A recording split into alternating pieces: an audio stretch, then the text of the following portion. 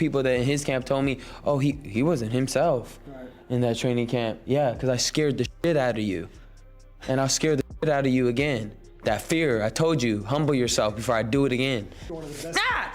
Spank him.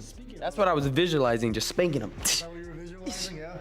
Like just on his bare ass with my hand. To his ass welts. In a surprising turn of events, Devin Haney wants Ryan Garcia to win his fight against Mario Barrios, just so the two rivals could have their much-awaited rematch. Ryan Garcia was actually one of your biggest cheerleaders on Twitter. He was hoping you would win. He even bet $50,000. He said, let the stars align, because now you are a world title champion, and he's going to be facing Mario Barrios for the WBC title, potentially setting you guys up for a nice unification fight. Is that the fight that you want? Of course, that's redemption, you know, so same way he was rooting for me, I'll be rooting for him. I want him to win, and I think that it will align, and it'll be a massive fight.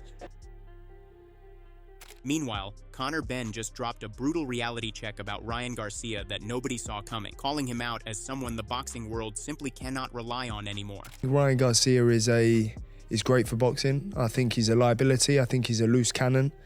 I think he's unpredictable. Could say unprofessional. But ultimately, he's sheer entertainment. Gifted. He's got great hand speed. He's athletic. He's young.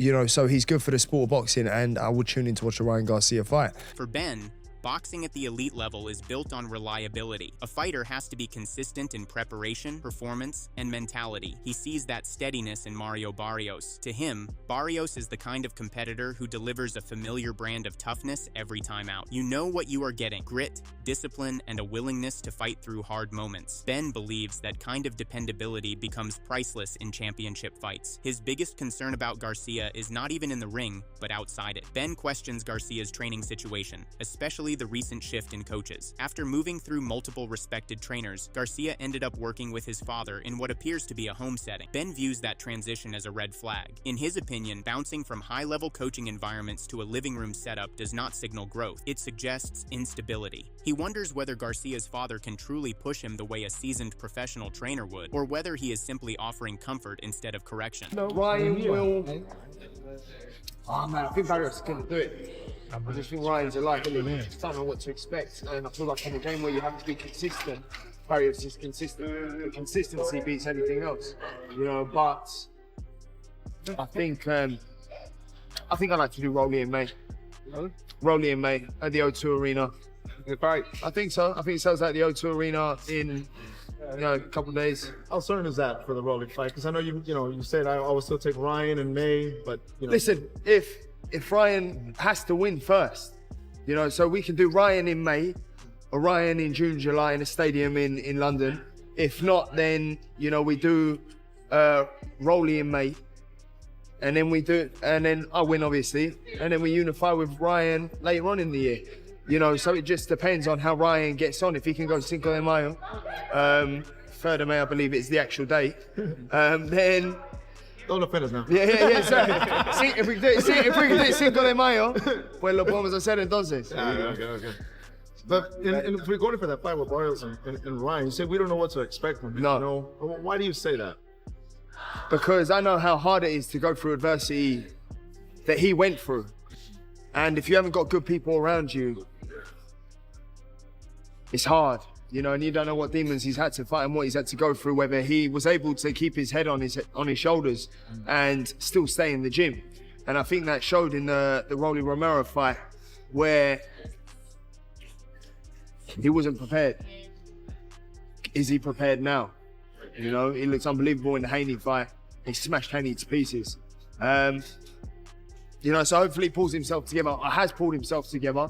The fact that he's training with his dad in his living room doesn't give me good signs. I wanted to ask you that. When he compares the two fighters, Benn paints a sharp contrast. He sees Barrios as a proud Mexican warrior who approaches the sport with dignity and a deep respect for legacy. Barrios, in Benn's eyes, fights for something lasting. On the other side, he worries that Garcia may be balancing boxing with influencer fame, chasing attention and engagement while the sport demands sacrifice and focus. Benn acknowledges that Garcia has shown flashes of brilliance in past fights, but he remains skeptical. Without a traditional, demanding camp, he finds it hard to trust Garcia's readiness against someone as determined as Barios. But when you have them qualities mixed with someone who's, you know, has true Mexican blood, you know, fights with heart, fights with pride, and fights for his country, and fights for something more than clicks and views, you know, it's hard to pick who's gonna win. While Ben is outspoken, Rolando Romero takes a completely different approach. Romero has no emotional investment in the matchup between Garcia and Barrios. He openly states that the fight does not concern him at all. Even though both men operate in his weight class and the bout revolves around a WBC belt, Romero refuses to engage in predictions or drama. When pressed about who will win, he deflects the question and leaves the outcome in God's hands. He also dismisses any discussion about whether the winner might pursue his WBA title. In his mind, that conversation is irrelevant. Mario Barrios beating Ryan Garcia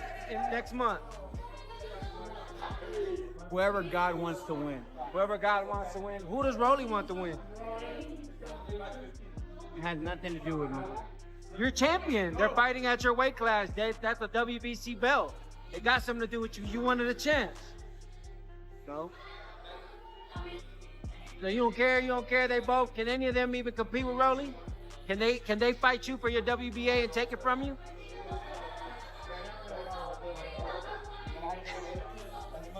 Mikey Garcia offers a more analytical take. He believes predicting this fight is complicated because everything depends on which version of Ryan Garcia steps into the ring. If the explosive, fast, and powerful version shows up, Mikey sees a clear path to victory for him. Ryan's athletic gifts are undeniable, and at his best, he can overwhelm opponents quickly. Still, Mikey does not overlook Barios. He points out that Barios is the reigning belt holder and carries valuable experience at this level. If Barios faces the hesitant version of Ryan seen in the fight against Romero, Mikey expects the champion to capitalize. Ultimately, Mikey leans slightly toward Ryan if he is fully locked in, but he frames it as a conditional prediction rather than a guarantee. Mario Barrios versus Ryan Garcia, who you got in that fight?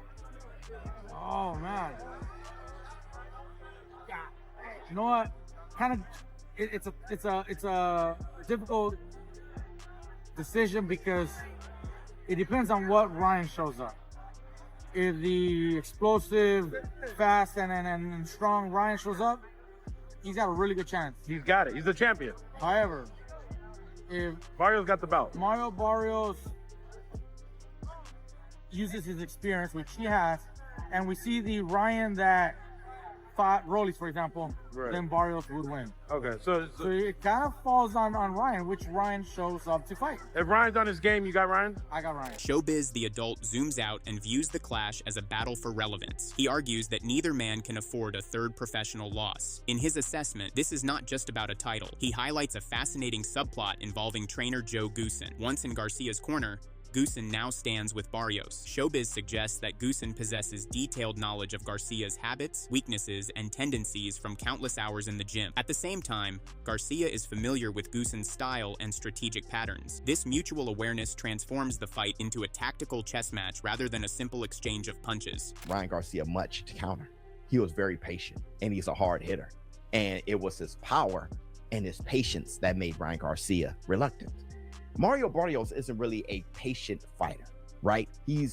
And to me, he's not an extremely busy fighter either. He's just a consistent paced fighter, right? Textbook, bam, bam, boom, 1, 1, 2, 1, 1, 1, 1, 1, right?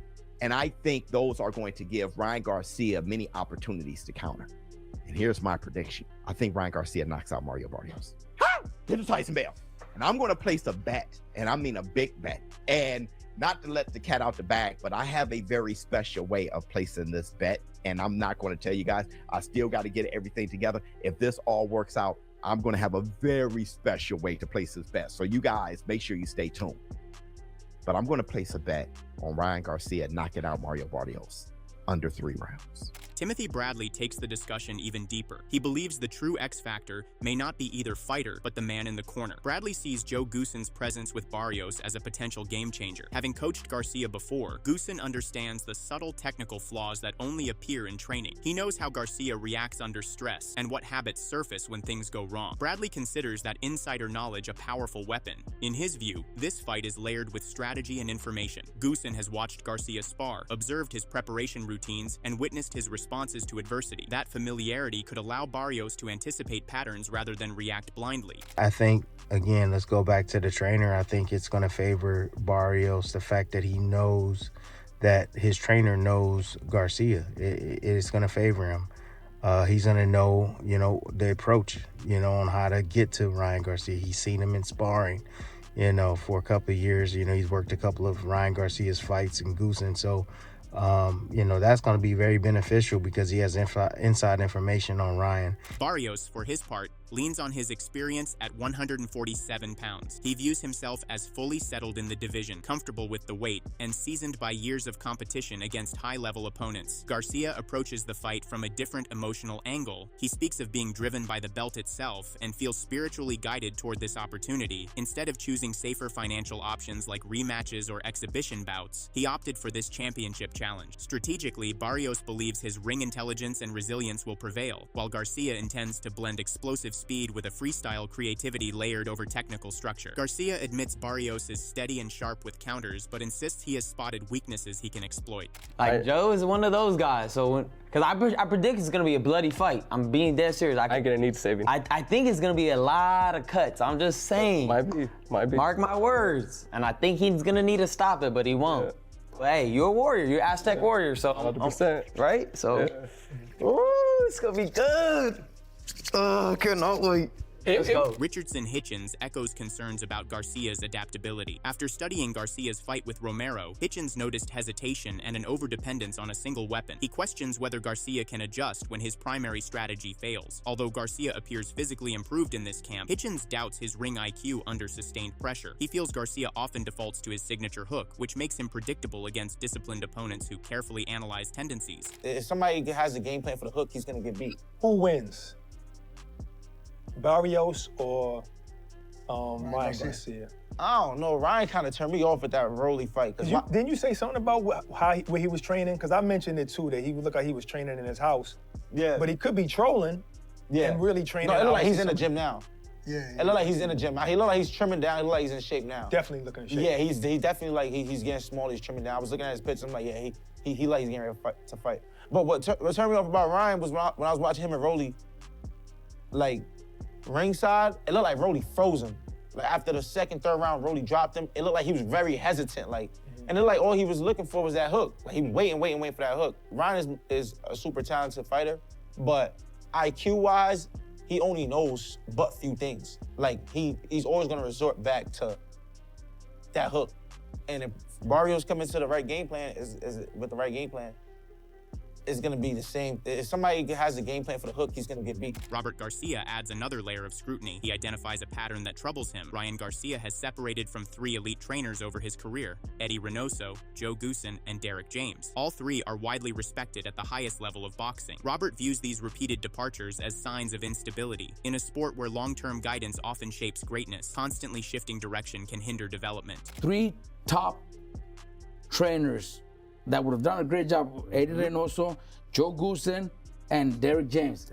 Correct. And he's not training with neither of them. He's training with his dad, which I'm not saying the dad is not, the dad brought him through the amateurs, but when he left his dad or went to seek a different trainer, before he came back to that, he went through 3 different trainers. Wow. That means all 3 are not good enough to, they're all 3 are Here's the question. in the Here's world. the question. Did Ryan Garcia ever allow those trainers to be the boss? That's why he's back with his dad, because I don't he's think the he did. boss. That's why. Yeah. Look, Joe Goosen, I know Joe Goosen. My brother used to train with him. He's not gonna just let you get away with stuff like that. Derek James shouldn't either. Eddie Reynoso doesn't need. He's made so much money with Canelo that if you want to come to me, it's gonna be under my rules. And if that didn't work, then Ryan's back. So that's I give that big advantage to Barrios to even pull that off. See, that's the thing about boxing, and Big Baby Miller pointed it out, because there's no structure. Sean Porter delivers perhaps the most sobering evaluation. As a former WBC welterweight champion with wins over Danny Garcia and Yordenis Ugas, Porter speaks from experience. He was disappointed by Ryan Garcia's showing against Romero, considering it below championship standard. Porter warns that if Garcia does not sharpen his offense and arrive in peak physical condition, Barrios could control the fight over 12 punishing rounds. No, Ryan did not look good against Rolly Romero. Didn't look good at all, If Ryan leaves his offense at the gym, if he leaves his offense in the locker room, Mario Barrios is going to step to him and it's gonna be a long night for Ryan. The other side of that is Ryan's gotta be fast, because Mario and his team, they're gonna be prepared. They're gonna be prepared for that left hook. They're gonna be prepared for a lot of the offense that's coming right at him, and Ryan just has to be on point. You know, if Ryan's on point, he probably will win that fight by knockout. If he wins that fight, it should be by knockout. If Ryan is on point, he should get past he should get past Mario Barrios, and the fight with that we all want to see with Haney is right there for us. Jose Benavidez Sr., whose son David has assisted Garcia in preparation, provides a balanced outlook. He recognizes Garcia's rare speed and dangerous left hook. Physically, he believes Garcia absolutely has the ability to knock out Barios if he is fully disciplined and focused, yet he also expresses concern about the distractions that have surrounded Garcia's life and career. Mental clarity, in Benavidez's view, is just as important as physical gifts. If Garcia enters the ring without complete focus, the experienced and active Barios could seize the psychological edge. You got Ryan Garcia and Mario Barrios.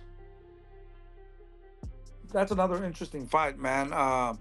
Mario Barrios has fought everybody, bro. He has proven himself. He has gone up, down, and stayed there in wars, you know?